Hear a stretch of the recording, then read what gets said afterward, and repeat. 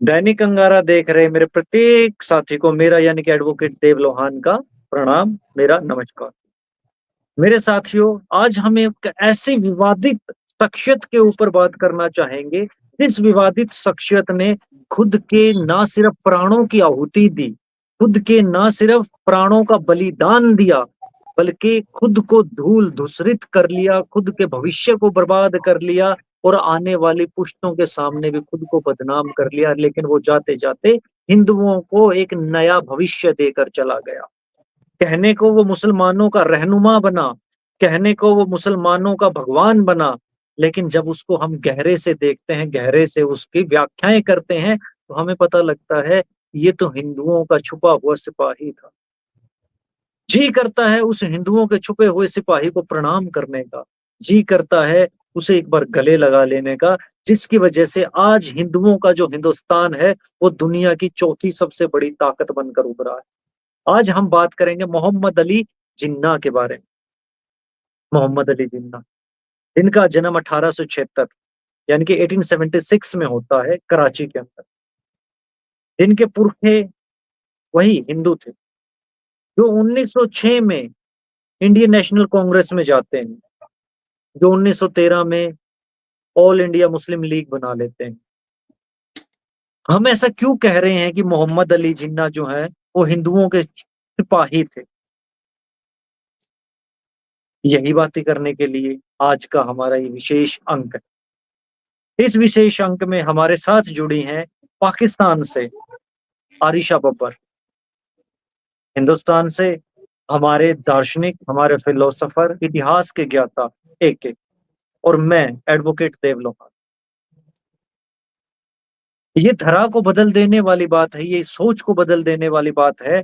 और जिन्ना, मोहम्मद अली जिन्ना, माननीय मोहम्मद अली जिन्ना, जिसकी वजह से आज हिंदू यहाँ पर सुरक्षित हैं, वो जिन्ना जिसकी वजह से घर का सारा कूड़ा करकट एक कमरे में बंद हो गया, वो मोहम्मद अली जिन्ना।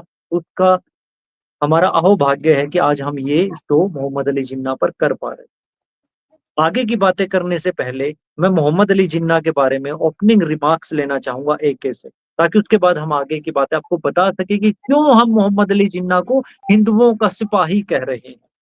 क्यों मोहम्मद अली जिन्ना आज का भारत, हिंदुओं का भारत, नरेंद्र मोदी के भारत की नींव की ईंट था। नींव की ईंट कभी भी सामने नहीं आती दोस्तों, कंगूरे की ईंट का सम्मान होता है।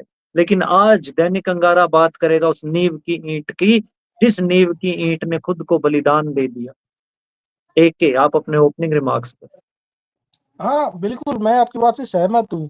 क्योंकि जिन्ना क्या था कि जिन्ना की तो पीढ़ी हिंदू थी, हिंदू परिवार से था। दूसरा जिन्ना कांग्रेसी था, ठीक है? कांग्रेसी के साथ-साथ जिन्ना कुछ हिंदू संगठनों से जुड़ा भी हुआ था। जिनका एक ही मकसद था यार कि देख देश तो आज़ाद हो गए होगा, अंग्रेज़ एक ना एक दिन जाएँगी और इतना बड़ा देश है, 2 कम्युनिटी बराबर की है और एक कम्युनिटी ऐसी है जो कुछ ज़्यादा हिंसक है।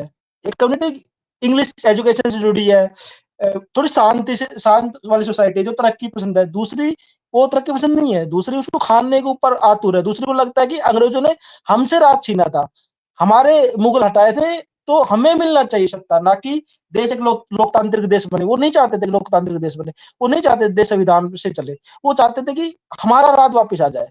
उनके पास कोई वो नहीं थी, व्यवस्था नहीं थी कि कैसे व्यवस्था चलाई जाए, बट उनको था कि हमें राज मिल जाए। क्यों? क्योंकि अंग्रेजों ने हमसे राज किया था। उनके दिमाग में ये बात बैठी हुई थी।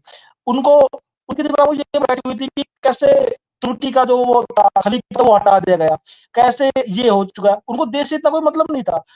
वो अगर हमारे साथ रहते तो देश ना एक गृह युद्ध में उलझ जाता, उसी समय उलझ जाता। ये अगर इंडिया आज़ाद हुआ था उस 1951-52 तक उलझ जाता। तो उसके लिए एक प्लान तैयार किया गया कि कैसे एक बड़ी पॉपुलेशन को 3 हिस्सों में बाँट दो। क्योंकि उनको सोच के देखो, कोई बंदा इस बात को स्वीकार करेगा कि मेरा देश 2 भागों में रहे, बांग्लादेश और पाकिस्तान, मतलब पहले तो एक ही एग्जैक्टली, पाकिस्तान था। ये संभव है। पूर्वी पाकिस्तान और पश्चिमी कोई भी पाकिस्तान। बंदा, कोई एक अनपढ़ बंदा अंगूठा छाप भी इस बात पे राजी नहीं होगा कि मुझे एक बहुत बड़ा हिस्सा अलग-अलग है, वो उसका मेरे एक देश बना दो। कोई राजी नहीं होगा। कोई भी एक पढ़ा लिखा बंदा जो एजुकेटेड है, वो ऐसी चीज़ों को सपोर्ट नहीं करेगा जो अनएजुकेटेड चीज़ें, जो मतलब एक, क्योंकि पाकिस्तान का बनाना क्या है सोच के देखो। पाकिस्तान का बनना अपने आप में ना एक चमत्कार भी है और अपने आप में एक वो भी है, साजिश भी है और एक अच्छा फैसला भी है। पाकिस्तान को कहा हमने कितने सिस्टम से बनाया कि पाकिस्तान को बसा दे इंडिया के बाहर, एक को भी इंडिया कोने में बसा दिया। क्योंकि ऐसा नहीं लगता कि ये किसी ने प्लान तैयार किया गया हो कि ऐसे हिस्से में तोड़ो कि ये कहीं के ना रहे। अब सोच के देखो, अगर आज बांग्लादेश है तो बांग्लादेश इंडिया की दया के ऊपर है। इंडिया जब चाहे उनका पानी बंद कर सकता है, इंडिया जब चाहे उसमें बाढ़ लेके आ सकता है, इंडिया जब चाहे कुछ भी कर बिजली सकता है। बंद कर सकता है, उनका पाकिस्तान भी ऐसा खाना ही है। बंद कर सकता है। अगर भारत बांग्लादेश मात्र का और आलू आलू पाकिस्तान, बंद कर दे बांग्लादेश के, तो पूरा बांग्लादेश भूखा मर जाता है, मात्र आलू बंद कर दे। अपने पास दोनों का पानी। पाकिस्तान में पूरा पानी अगर सिंधु नदी जाती है तो हमारे यहाँ से जाती है ना, पाकिस्तान पूरा पानी हमारे यहाँ से जाता है। बांग्लादेश का पूरा पानी हमारे यहाँ से जाता है। ब्रह्मपुत्र नदी, गंगा नदी तो हमारे यहाँ से जा रही है। हम कल चाहे अगर हम ठान ले तो 1 महीने बाद बांग्लादेश में बाढ़ ला सकते हैं, 1 महीने बाद सूखा लेके आ सकते हैं, वो हम पे निर्भर है। लेकिन अगर वो हमारे साथ रहते तो कहीं न कहीं वो पावर में रहते। तो उसका तो एक बहुत अच्छा इलाज है और मैं जिन्ना का शुक्रिया अदा करता हूँ, अगर जिन्ना ने ये चीज़ की है यार, इस चीज़ में शामिल रहे जिन्ना।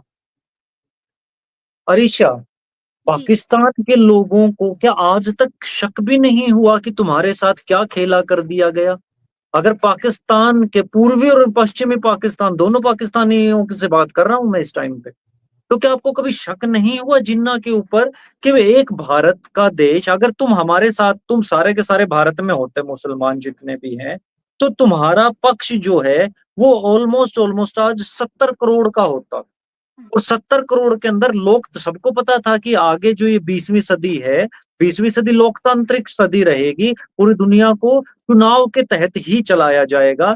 अगर तुम हमारे साथ रहते, या जो वो मुसलमान, वो जिहादी सोच वाले लोग जो 2 साल के बच्चे को हलाल करना सिखाना शुरू कर देते हैं, पशुओं को मारना शुरू कर देते हैं, वो लोग हमारे साथ रहते, तो क्या लोकतंत्र में कभी भी नरेंद्र मोदी जैसा आदमी भारत का प्रधानमंत्री बन पाता? नहीं, बिल्कुल भी नहीं, बल्कि आपको पता होगा कि जैसे हालात है पाकिस्तान के, उससे डबल हालात बुरे हो जाने थे इंडिया के, ठीक है? क्योंकि वो ज़ाहिर-सी बात है, अभी ये लोग बर्दाश्त नहीं कर पाते, जो हमारे जब पाकिस्तान बना था, तो आपको याद होगा कि हिंदू हार्डली 15-20% इस तरह हिंदू थे। वो इनसे बर्दाश्त नहीं हुए और अब बिल्कुल 1% कर दी हैं, तो आप सोचिए कि अगर ये पूरा इंडिया में अगर इनका होता, ठीक है? और जिस तरह इनकी यूनिटी रहती है और फिर ये चाहते हैं कि हमारा ही बंदा आगे आए, तो इन्होंने तो छोड़ना नहीं था, पता नहीं कितनी जंगें ये इंडिया में ही लड़ लेते और अभी भी जो तरक्की कर गया है इंडिया, वो नहीं कभी भी नहीं कर सकता था अगर यहाँ पे मुसलमान साथ होते। जितना उनका, क्योंकि ज़ाहिर बात है उनके लिए तो दुनिया तो मैटर करती ही नहीं है ना। वो तो अपने आप को समझते हैं कि बस हम कुछ देर के लिए आए हैं, असल तो आखिरत है, तो बस सारे काफ़िरों का खात्मा करो।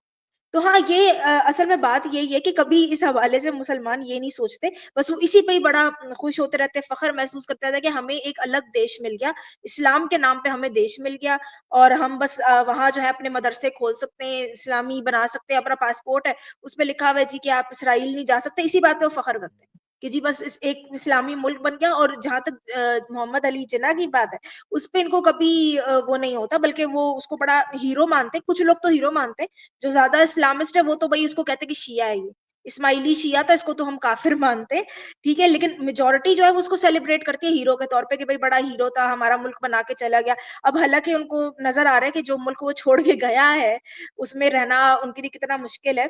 और एक तरह से अगर देखा जाए, अगर हम पुरानी हिस्ट्री देखें, तो एक बिला वजह ही है, मतलब पाकिस्तान का बनना, कोई ज़रूरी नहीं था, सेक्युलर मुल्क एक चल सकता जरूरी था। था? लेकिन नहीं, हुँ, जिन्ना मूर्ख नहीं था। बिल्कुल, जिन्ना एक बेहद समझदार, उसकी माँ का हुँ, नाम मिठी बाई था हुँ, और हुँ, मिठी बाई का बेटा था वो। खोजा बिल्कुल। लोग जो हैं, खोजा लोग बेहद समझदार, खोजा था ये जिन्ना जो थे। हुँ, हुँ, तो हुँ, जिन्ना खोजा थे। जिन्ना को ये बात पता थी कि अगर हम एक साथ रहे तो इनका तो कुछ होना ही नहीं है। इन्होंने तो खुद को मान लिया है तुर्कमेनिस्तान के मुगलों की औलाद, और इनको हुँ, तो लगता है कि लूट मार करते रहेंगे। लेकिन एक देश जो आगे बढ़ सकता है वो ये देश है हिंदुओं का। बिल्कुल, तो उस आदमी ने अपना जीवन बलिदान करके, अपने सारे सपने बलिदान करके मुसलमानों को तीन फाड़ कर दिया। बिल्कुल। पूर्वी पाकिस्तान में अलग बिठा दिए, पश्चिमी पाकिस्तान में अलग बिठा दिए, और आधे मुसलमान भारत में ही बिठा दिए। हुँ, क्योंकि जिन्ना को इस बात का पता था कि देर सवेर हिंदू उठेगा, और जिस दिन हिंदू उठेगा वो सारी चीजें अपने आप सेटल कर देगा। आज हिंदुस्तान की वो बिसात है, आज हिंदुस्तान की वो औकात है कि हिंदुस्तान हिंदुस्तान चाहे तो 12 घंटे के अंदर पूरा पाकिस्तान ले सकता है और 6 घंटे के अंदर पूरा बांग्लादेश ले सकता है। हुँ, आज है वो ताकत। तो इसके अंदर मोहम्मद अली जिन्ना की जो कुर्बानी है, उस कुर्बानी को सबसे पहले गिना जाएगा कि वो आदमी था जो कीचड़ में उतरा। हुँ। ना सिर्फ कीचड़ में उतरा, बल्कि उसने खुद को कीचड़ के साथ एक कमरे में बंद कर लिया और दूसरे कमरे वालों को उसने बोला कि तुम अब बसो, तुम हंसो, तुम खाओ, तुम आगे बढ़ो और मैं तुम्हारी बढ़त में ही खुश रहूंगा। उसने पूरे बिल्कुल। जीवन का, मरने के बाद भी उसने कलंक ले लिया अपने सर पे कि कोई बात नहीं, और वो पक्का हिंदू था जिसने अपने अच्छा माथे पर कलंक ले लिया। जी, जी, जी। अच्छा पाकिस्तानी है ना वो इस पे बड़ा खुश होते हैं कि हमने एक और अपना इस्लामी मुल्क बना लिया, ये सारा कुछ।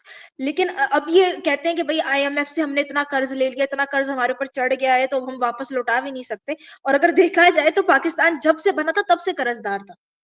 ये इनको मतलब इस चीज़ की इनको होश नहीं आती कि ये हमने हमारे साथ हुआ क्या है। कोई मतलब मुसलमानों के दिमाग हो 56 के अगर 56 देशों में ना ऋचा। हाँ, एक मैं कह रहा हूँ आवाज पाकिस्तान में वो बोलते हैं, कहावत है ना कि कर्जा लेके घी पीना, पाकिस्तान ने वो पिया है, घी पिया है कर्जा ले लेके, और अब तो कर्जा देने देगा ना। और सबसे बड़ी बात है, पाकिस्तान वो देश है जो लोन की किस्तें भरने के लिए लोन ले लेता है। हाँ हाँ हाँ, ये मतलब ऐसा जो कौन करता है कि लोन की किस्त भरने के लिए अलग से लोन लिया, नया जो लोन। अलग से लोन लिया उसकी किस्तें इस लोन से महंगी है। यार यूरोप में ऐसा संगठन है जिसके बारे में कोई नहीं जानता, बाद में पता चलता है कि पाकिस्तान ने वहां से भी लोन ले रखा है। हुँ, हाँ, पाकिस्तान हर जगह। एक चीज आप देखिए इस चीज के बीच में, मुसलमानों के 56 मुल्क हैं। हुँ, 56 के 56 मुल्कों में से जिन मुल्कों के पास तेल है, हुँ, उन मुल्कों को छोड़ दो, हुँ, बाकी एक मुल्क के पास भी पैसा नहीं है। हुँ। क्योंकि जो मुगल भी यहाँ पर आए थे, तो मुगलों को अर्थव्यवस्था संभालनी नहीं आती थी। ना तोडरमल जैसे जो हिंदू मंत्री थे, वो पैसा संभालते थे। हिंदुओं को बिल्कुल, अर्थव्यवस्था, हिंदुओं को पूंजी व्यवस्था समझ में आती है और उनको चलाना आता है। और तोडरमल एक की वजह से ही मुगल अपना साम्राज्य और अपनी अर्थव्यवस्था चला पाते थे। अगर कल को पेट्रोल सही की जो बात है। बहुत जल्दी 20 साल के अंदर ही पेट्रोल खत्म हो जाएगी, पेट्रोल की इंपॉर्टेंस खत्म हो जाएगी, उसके बाद क्या करेंगे इस्लामिक मुल्क, चाहे वो सऊदी हो, चाहे वो कुवैत हो, उसके बाद इनको कभी पता ही नहीं है। आज के दिन मूर्खता का आलम ये है कि सऊदी और कुवैत के अंदर सोने के टॉयलेट बनवा के बैठे हैं वो मूर्ख आदमी। ऐसा भाई, ही है, सोने के टॉयलेट में क्या तेरी कब्ज दस्त में तब्दील हो जाती है? ऐसा ही है। मतलब वो उसमें बैठने के बाद क्या होता है? ये सिर्फ और सिर्फ इंडिया इसको कह और इंडिया कह में के रहता है कि लैट्रिन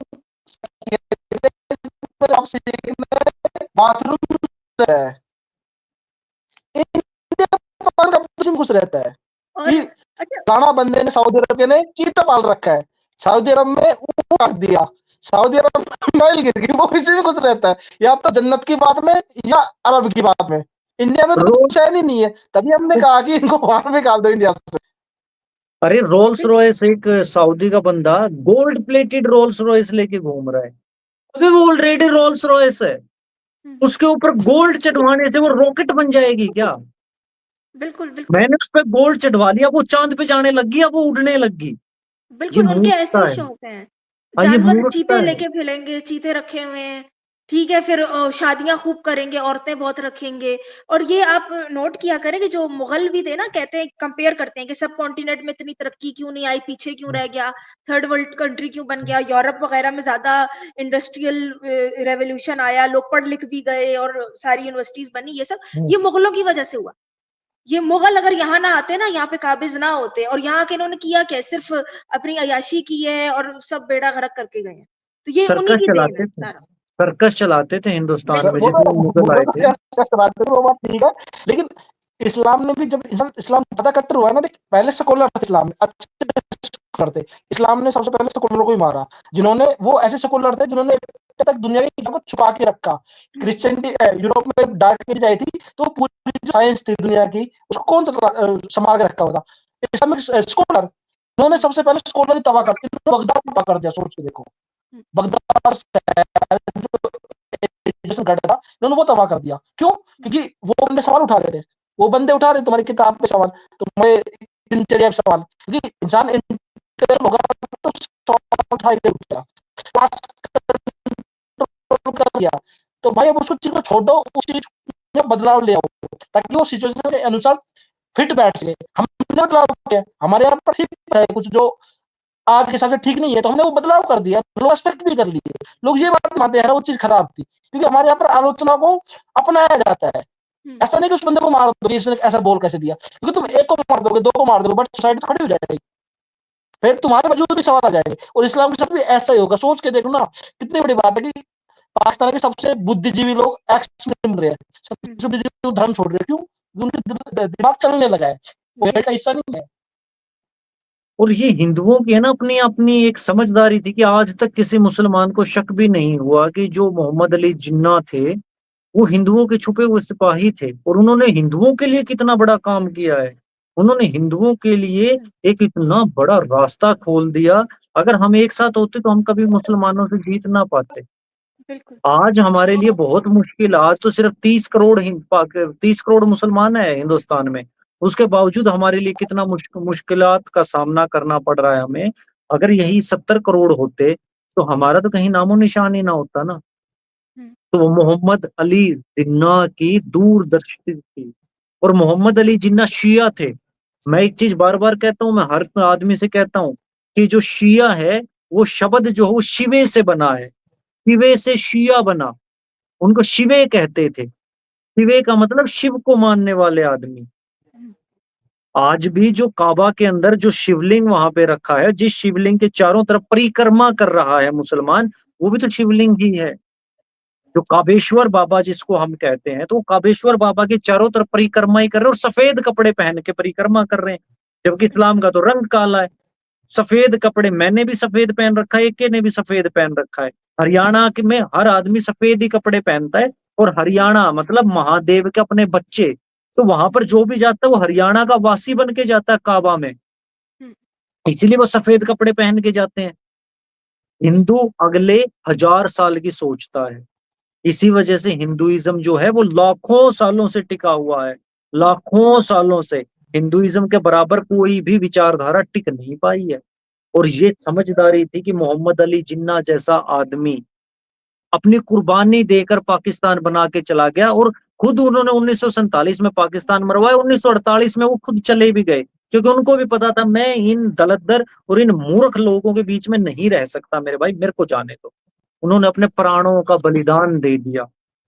मोहम्मद अली जिन्ना ने हिंदुओं के लिए अपने प्राणों का बलिदान दे दिया।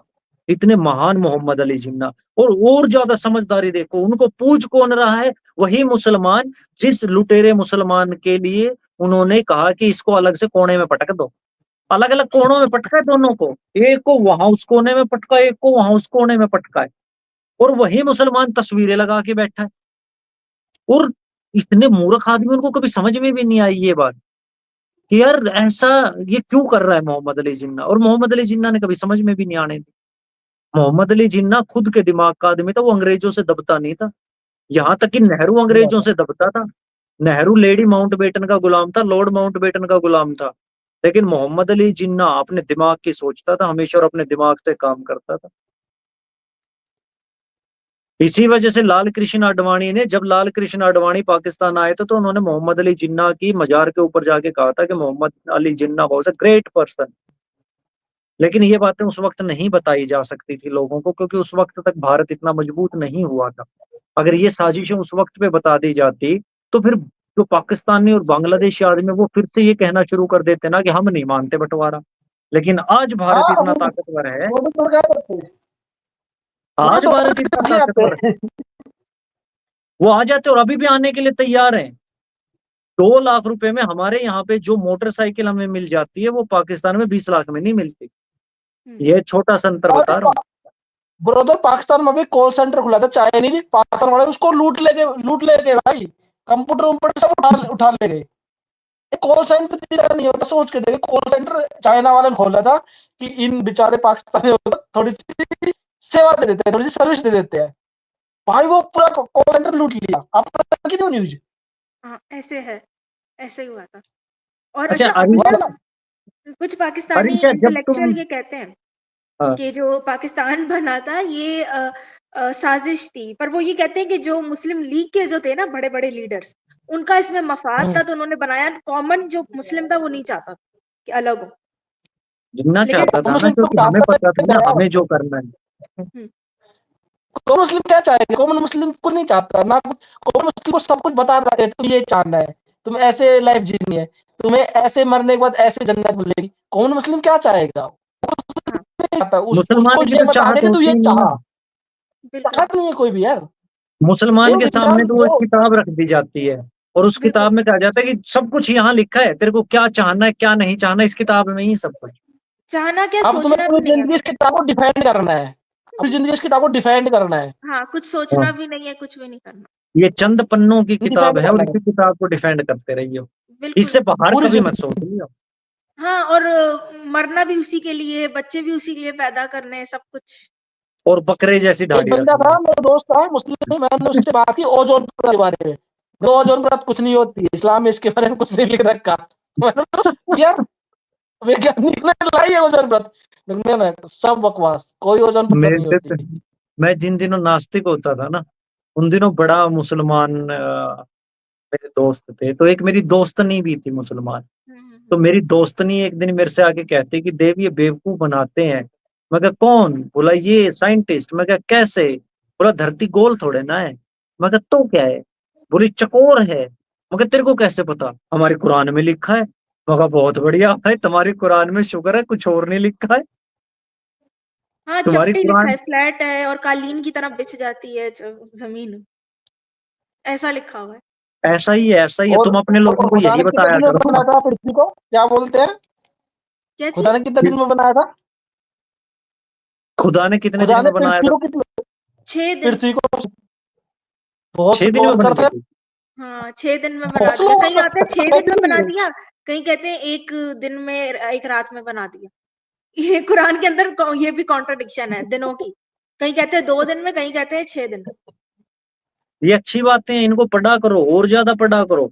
और सारे मुसलमानों को ना 5 वक्त नहीं, नमाज 10 वक्त कर देनी चाहिए। हुँ, तुम एक पहले नलग तो से एक 50 हुई थी, 50 नाज़िल हो गई थी। ये पूरा और वाक़या जब है ना कम करवाई थी फिर। तुम मेराज का वाक़या। मुसलमान को पता है क्या करना चाहिए? खाओ पियो हगो और नमाज पढ़ो। 50 हाँ ठीक था जितनी यार, पढ़ी जाए पढ़ो। हाँ, तो 50 50 ठीक पहले तो पहले था। 50 हुई थी, फिर कम करवाई थी। यार ये तो मैंने बहुत 50 मतलब किसने मैंने करी बहुत थी? इंटरेस्टिंग सुना है ये। 50 अल्लाह ने तो अच्छा था यार। अल्लाह के 50 पास गए, ये मेराज का वाक़या है ना, अल्लाह के पास गए थे, तो उन्होंने पहले कौन गया नमाज़ें था? बता दी कि भई 50 पढ़ो दिन में, इतनी सारी पढ़ो। नहीं, फिर उसको अल्लाह के कम पास करवाई। कौन गया था? रसूलुल्लाह मेराज का जो वाक़या था, जो गए थे, वो घोड़े पे बैठ के। रसूलुल्लाह मोहम्मद और साहब। पैगंबर मोहम्मद अलग अलग थे। नहीं, नहीं, नहीं, एक ही। हज़रत मोहम्मद गए थे ना, पूरा वाक़या है मेराज का। तो वो अच्छा और गए क्या थे। हुआ था?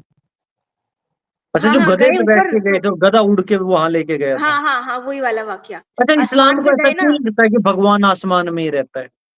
बस। नहीं, ऐसा लिखा क्यों हुआ है लगता है? ये अहादीस है, कुरान में लिखा हुआ है कि ऊपर तख्त बना के बैठा हुआ। अच्छा, कभी बाकायदा मुसलमान कहते हैं तख्त कि है। उसका कोई वजूद नहीं है, लेकिन हदीसों में आता है वजूद भी है। कुछ-कुछ हदीसें कहती है वजूद है, कुछ तो कहती हैं कि दाईं तरफ 2 हाथ हैं, अल्लाह मियाँ के। फिर मतलब मुसलमान कहते तीन हैं हाथ, ज़ईफ़ हदीसें हैं, ये वो है। 3 हाथ है अल्लाह मियाँ के।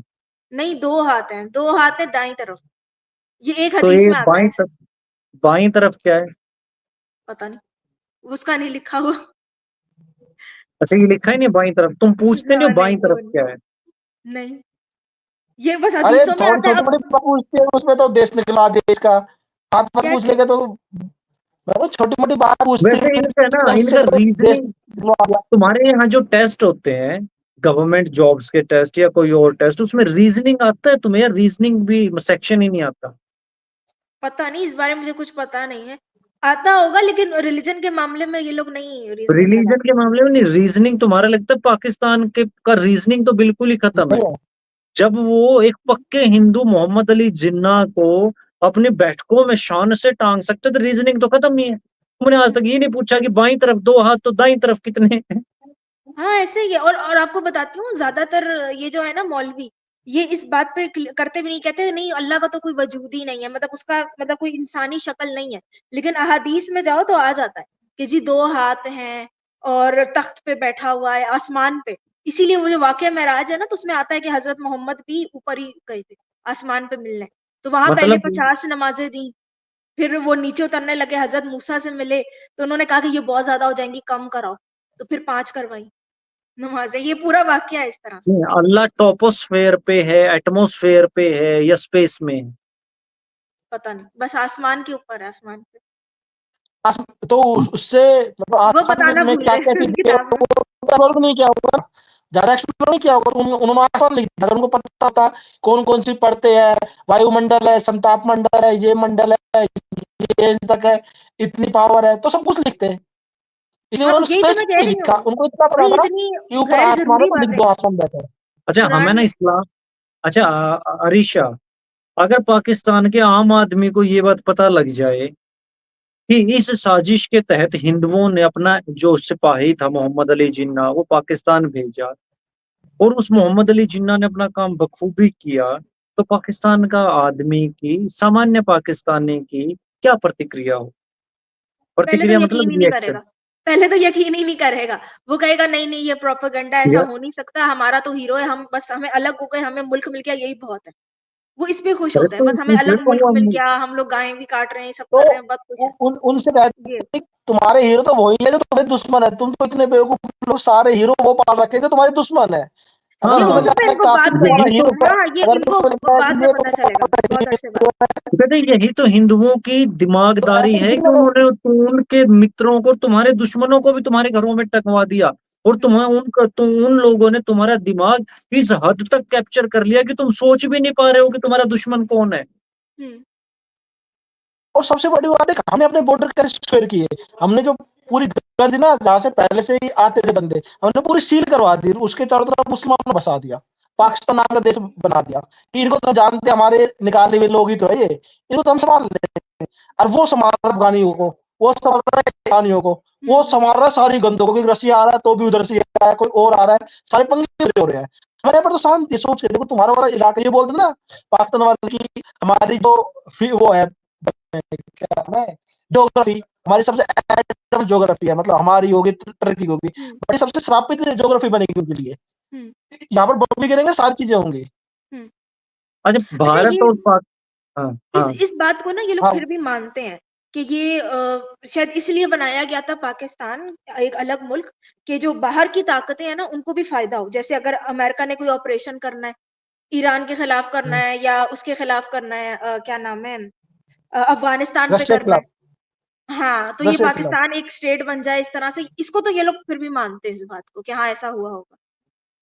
अच्छा, ये इस बात को नहीं मानते कि भाई भारत और पाकिस्तान बन जाने में ज़्यादा फ़ायदा हिंदुओं का हुआ या मुसलमानों का हुआ? ये मुसलमान अब तो 3 मानेंगे, टुक आहिस्ता-आहिस्ता मानेंगे, अब इनको समझ आएगी मुसलमान जैसे तो हम एक 3 शो कर टुकड़ों रहे में हैं ना। बँट गया, जबकि हिंदू जो हैं वो मुसलमान एक 3 जगह ही टुकड़ों में रहे। बँट गया और तीनों टुकड़ों में गरीबी भी रहा, सबसे बड़ी बात है, किसी भी हाँ, उसपे राज है ना मुसलमान। पाकिस्तान का मुस्लिम देखी जाए तो वो कभी आज़ाद नहीं रहा, पहली बात है वो कभी आज़ाद नहीं रहा, बिल्कुल। क्योंकि आज़ाद मुल्क वो रहता है जो अपनी नीतियाँ बनाता है, जिसका एक अपना वजूद रहता है। ये पहले अमेरिका के उसमें था, अब चाइना के उसमें है, कर्ज़े में डूबा रहता है, ठीक है। देश में जो सरकार आती है ना, वो एन्जॉय करती है और फँसी ज़्यादा रहती है। यार इनको भी कर्ज़ा देना है, इनके साथ भी ऐसा करना है, फिर कल को ये आ गए, फिर टीटीपी है, टीटीपी ने कितना दिमाग खराब कर रखा है, फिर बलूचिस्तान वाले आ गए, फिर अपने सिटी में भी चीज़ें हो रही हैं, मतलब सब कुछ पाकिस्तानी बिल्कुल। न्यूज़ देखना, रोज़ ऐसा लगता है कि हर 5 मिनट के बाद एक बैड चीज़ हो रही है, एक बुरी चीज़ हो रही है। इस कोई भी यार बड़ा-बड़ा नेता कह देता है कि 4 टुकड़े होंगे, तो इरफान बोलता है 4 टुकड़े होंगे।